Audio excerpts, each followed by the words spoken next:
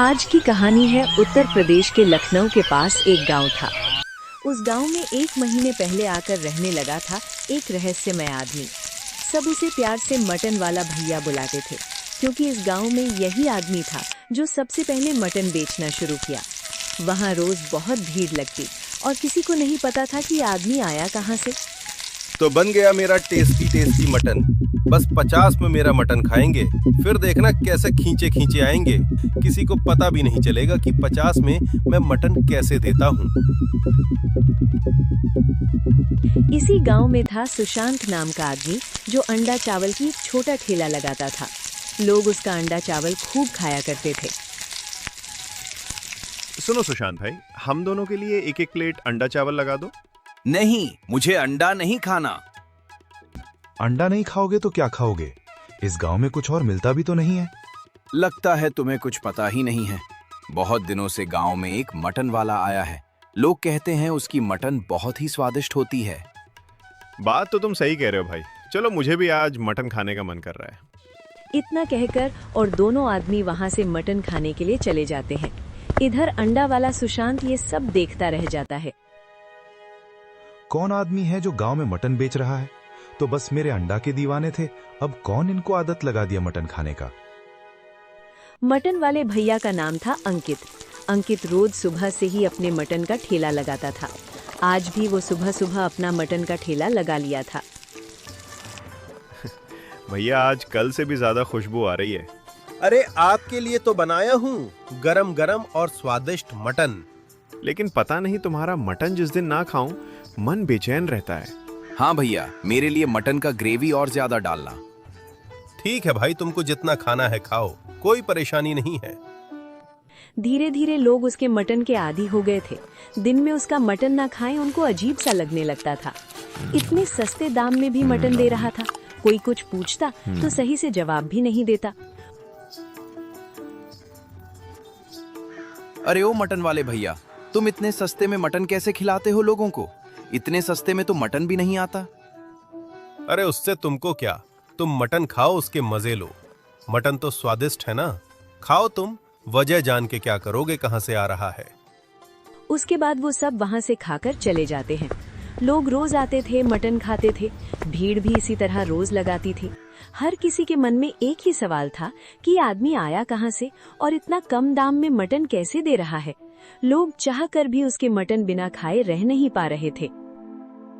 थोड़ी देर बाद जब ग्राहक आना थोड़े कम हुए, एक गांव वाले तो मेरा दिमाग ही खा लेते हैं। इतना किचकिच करते हैं। ग्रेवी ज्यादा चाहिए किसी को, मटन के पीस ज्यादा चाहिए। एक तो इतने कम में दो, ऊपर से और मानते हैं। कुछ दिन और मेरा मकसद पूरा होते ही मैं यहाँ से चला जाऊंगा। लेकिन ये सब दूर से अंडा वाला सुशांत सुन रहा था। इंसान भी सच में पड़ गया कि आखिर ये सब क्या बोल रहा है। कुछ लोग ऐसे ही पास की दुकान में भीड़ जमाए हुए बैठे हुए थे। लेकिन मुझे एक बात समझ नहीं आता भाई, ये जो मटन वाला है इतना कम दाम में मटन कैसे दे रहा है? इतने में तो मटन का मांस भी नहीं आता। भाई पता नहीं कहाँ खजाना गाड़ रखा है। तुम लोग जो सोच रहे हो ना, शायद उससे भी आगे कुछ और बात है। क्या हुआ भाई? भाई, मैं अभी आ रहा था ना, तो अपने कानों से सुना। मटन वाला तुम लोगों के सामने बड़े प्यार से बात करता है। जैसे ही कोई नहीं था तो बोल रहा था, ये गांव वाले मुझे मांग मांग कर परेशान कर देते हैं। उसे दिर और उसके बाद मैं अपना मकसद पूरा करके चला जाऊंगा। ऐसे ही बोल रहा था। क्या सच में? मैं झूठ बोलकर क्या करूंगा? तुम लोग ही देखो, उसके मटन खाए बिना तुम लोगों का मन बेचैन होने लगता है। बिना उसके मटन खाए तो लोग रह नहीं पाते। हाँ भाई, ये तो कुछ और ही मामला लग रहा है। बिना खाए तो मेरा भी मन अच्छा नहीं लगता। गांव के लोग आपस में बात करने लग गए थे। पहले तो लोग यही बात करते थे कि 50 रुपए में मटन कैसे खिलाता है। अब लोग ये भी बात करने लग गए हैं कि सुपर से जो दिखता है वो ऐसे ही अंदर है या कुछ और मामला है। सुशांत को उसे रात नींद नहीं आई और दिमाग में हमेशा उसे मटन वाला ही घूम रहा था। आखिर क्या राज है इस मटन वाले का? सामने से तो बताएगा नहीं, मुझे खुद ही पता करना पड़ेगा।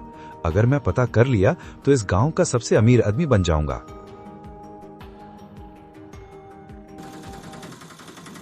अगले ही दिन अगले ही दिन अंकित के मटन खाने के लिए गांव के लोग भीड़ लगाए हुए थे।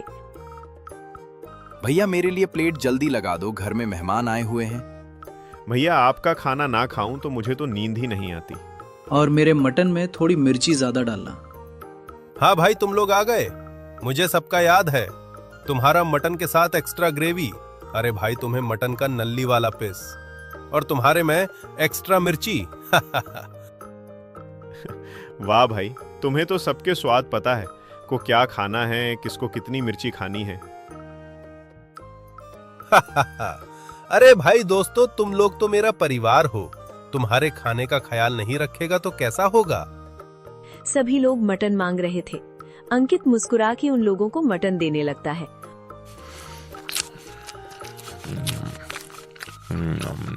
और वहीं कुछ दूर में 2-3 औरतें आपस में बात कर रही थी, जिसमें से साक्षी नाम की औरत रहती है। बहन, मेरा आदमी मुझे कहते थे तुमसे अच्छा खाना इस गांव में कोई नहीं बनाता है। अब देखो, मेरे हाथ का खाना ही नहीं खाते। क्यों, क्या हुआ? कल मैं सोयाबीन और आलू की सब्जी बनाई थी, लेकिन उन्होंने खाना तो छोड़ छुआ तक नहीं उसे। हर घर से 200 रुपए लेकर उसे मटन वाले के पास मटन खाने चले गए। मेरे घर में भी यही हाल है। रोज ना सही, लेकिन हर 2 दिन में एक बार जाते ही हैं। पर वहीं थोड़ी दूर पर कुछ पुरुषों की टोली बात कर रही थी। तुमने खाई क्या उसके मटन चावल? नहीं भाई, खाओ तो मन करता है, बार बार खाओ। नया भाई, मन किया दिमाग बस में वही खाने का करता है। न घर का खाना खाना का मन करता, न कुछ और। तभी सुशांत भी आ जाता है। मुझे पता है तुम लोग कुछ मटन वाले की बातें ही कर रहे होगे। कल रात को मैंने उसे कहीं भी जाते हुए देखा। क्या भाई, तुमने देखा? कहाँ जा रहा था? नहीं भाई, बस मैं दूर से देखा। वो बस पीछे वाली गली से चुपचाप कहीं जा रहा था। लग रहा था कहीं चुपके हुई जा रहा है। सुशांत दुकानदार की बातें सुनकर मन ही मन सोचता है, इसके पीछे जरूर कुछ राज है। अब तो दुकानदार ने भी देख लिया, मुझे आज जरूर इसका पीछा करना चाहिए। और वहीं साक्षी के मन में ये घर कर गया था कि उसके पति बार बार यहाँ के मटन क्यों खाते हैं। ये देखने के लिए वो अंकित के मटन ठेले पर जाती है। अंकित लोगों को मटन दे रहा था। लोग बड़े चाव से उसके मटन चावल खा रहे थे। कुछ देर बाद और सारे लोग वहाँ से मटन खाकर चले जाते हैं। बस सामने से थोड़ा मीठे से बोल दो, सब के सब सर पर चढ़ते हैं, जैसे उन्हें कहीं घर का मैं खाना बना रहा हूँ। लोग तो ऐसे मांगते हैं जैसे भुक्कड़ हो। तो इतने कम दाम में इनको मटन दे रहा हूँ, फिर भी लोग और मांगते हैं। साक्षी चुपचाप अपने घर की तरफ आ जाती है।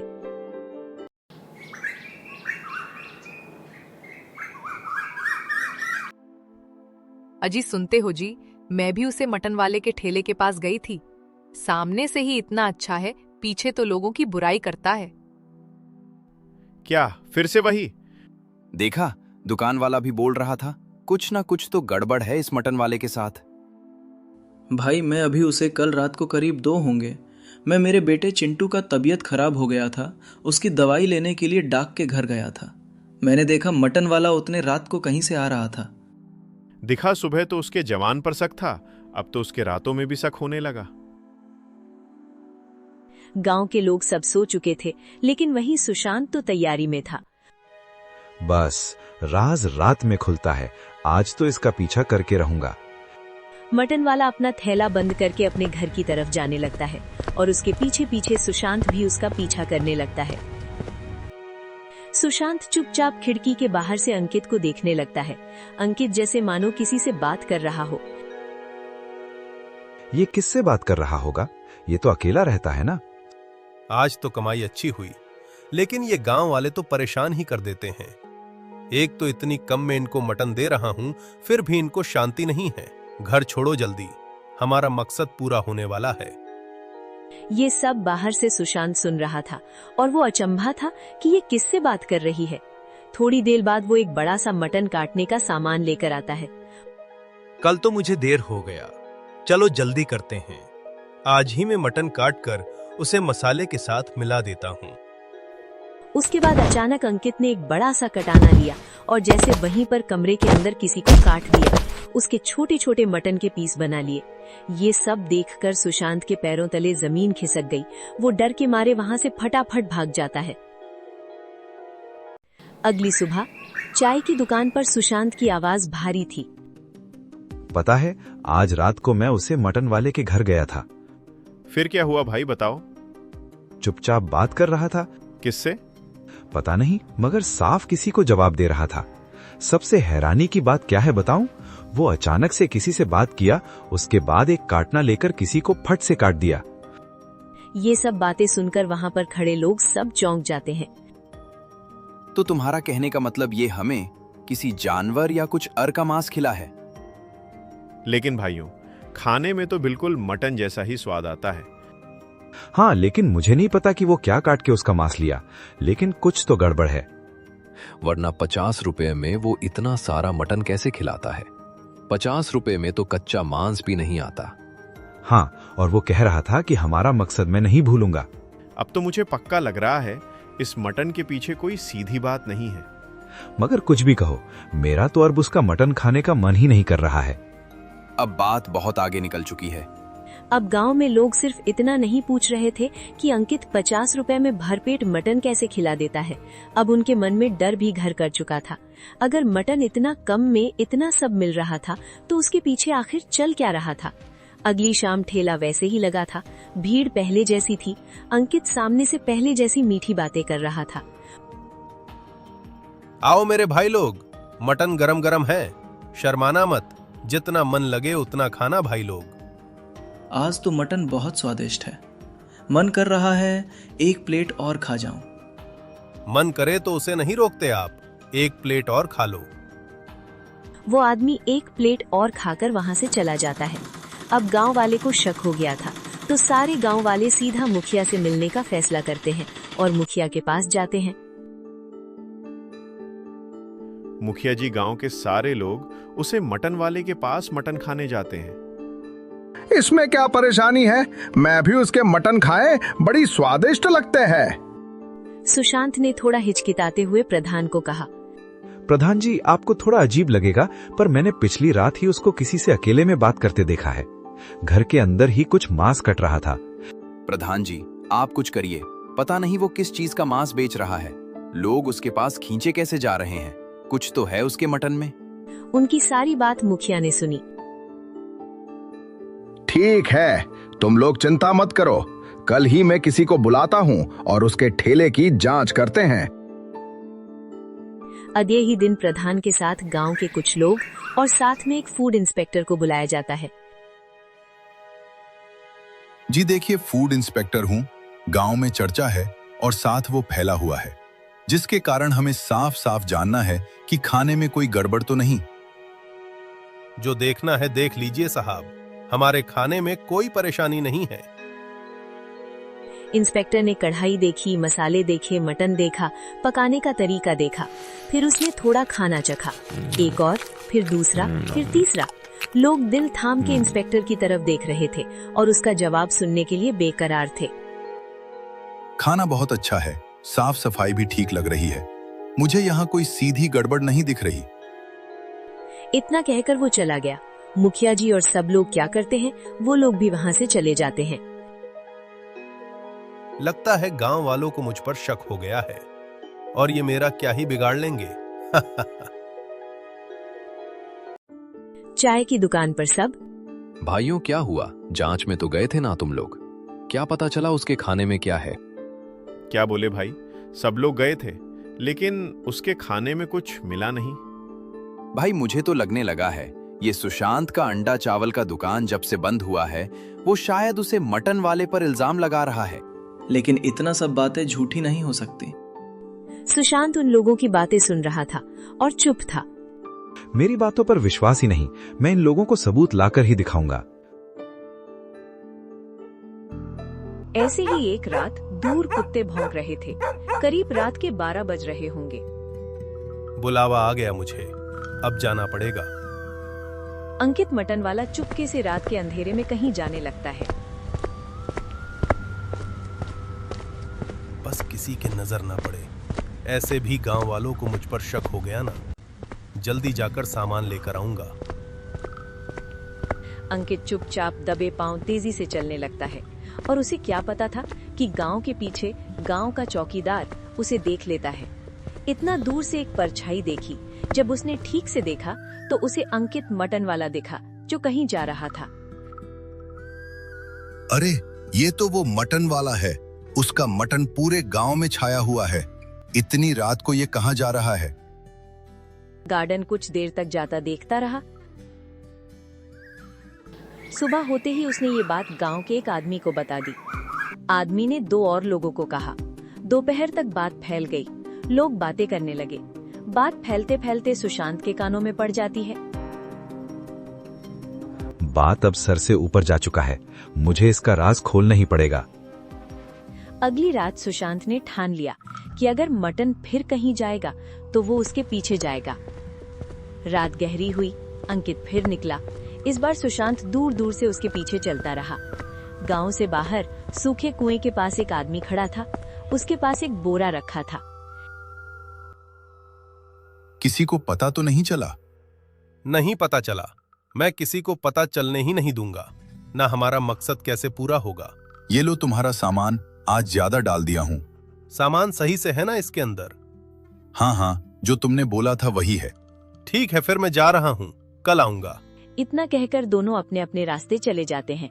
ये सब सुशांत दूर से ही देख रहा होता है। सुबह उसने चौपाल पर आकर सब बता दिया। अब तो मैंने अपनी आंखों से देख लिया। रात में गांव के बाहर किसी आदमी से बोरा लेकर आया है। और दोनों क्या बोल रहे थे? किसी को पता तो नहीं चला। मैं किसी को पता चलने ही नहीं दूंगा। और हमारा मकसद तो याद है ना? अब भी कोई कहेगा कि सब ठीक है? नहीं, अब तो बात बहुत साफ है। बोरे में क्या था ये भी देखा। बोरे के अंदर क्या था ये तो मैं साफ साफ देखा नहीं पाया, लेकिन उस बोरे से खून टपक रहा था। पर ये सबसे परे अंकित अपना मटन का ठेला लगाया हुआ था। जो लोग ये बात को अफवाह मान रहे थे वो लोग उसके पास खाने आ रहे थे। भैया और थोड़ा मटन दो। तुम्हारा मटन है ही इतना स्वादिष्ट। एक बार में मन ही नहीं करता मेरा। हाँ भाई, और लो, ग्रेवी को चावल लो। मन ही मन अंकित सोच रहा था, खाओ खाओ गांव वालों, अब तो कुछ दिन और ही बचे हैं। गांव वाले सुशांत की बातों पर यकीन नहीं कर रहे थे, जिसके कारण उसने रात को चौपाल में गांव के कुछ लोगों को बुलाया। आज तुम लोग मेरे साथ चलो। मैंने जो कहा उसका सबूत दूंगा। अगर तुम लोगों को यकीन ना हुआ, मैं जो तुम कहोगे वो करूंगा। गांव वालों ने सोचा कि सुशांत की आखिरी बार मान लेते हैं। गांव के सभी लोग सुशांत के साथ अंकित के घर पर जाते हैं। रात के कुछ 11-12 बजे होंगे। अंकित किसी से बात कर रहा था। कल ही अमावस है। कल हमारा मकसद पूरा हो जाएगा। उसके बाद अंकित ने एक कटाना निकाला और वहां पास खड़े एक बकरे की उसकी फट से काट दिया और उसके मांस निकाल कर रख दिया। लेकिन कुछ ही देर में बकरा फिर से जिंदा हो जाता है। ये सब देखकर गांव वाले हक्का बक्का हो जाते हैं। गांव वाले जोर जोर से चिल्लाने लगे। अंकित डर के मारे अपने घर से बाहर आ जाता है। अंकित, आपको छुपाने की जरूरत नहीं है। सबको पता चल चुका है। ये सब क्या है? ये बकरा है या असुर है? कितने दिनों से हमको किस चीज का मांस खिला रहे थे? बताओ, आखिर क्या बात है? अंकित घबराते हुए, ये साधारण बकरा नहीं है। ये मुझे मोर का पुलिया के नीचे मिला था। जिस दिन मैंने इसे काटा, अगली सुबह ये फिर जिंदा हो गया और ये बकरा मुझसे बात करने लगा। सुशांत कांपने लगा। अंकित हंसने लगा। लोग सोचते हैं मैं सस्ता मटन बेचता हूं क्योंकि मैं दयालु हूं, पर असली वजह यह है कि ये बकरा कभी खत्म नहीं होता। हर रात मैं इसका मांस काटता हूं और सुबह ये फिर जिंदा हो जाता। लेकिन ये सब करके तुम्हें क्या मिला? बकरे को क्या मिल रहा है? कल आखिरी दिन था। तुम सब लोग मेरे गुलाम बन जाते हैं। तुम सबको खा जाता, उसके बाद ये पूरा गांव मेरा हो जाता। जिसे मैं बेचकर बहुत सारे पैसे कमा लेता। आगे की जिंदगी आराम से जीता। मूर्ख आदमी, तूने सारा खेल खराब कर दिया। अब मैं तुझे नहीं छोड़ूंगा।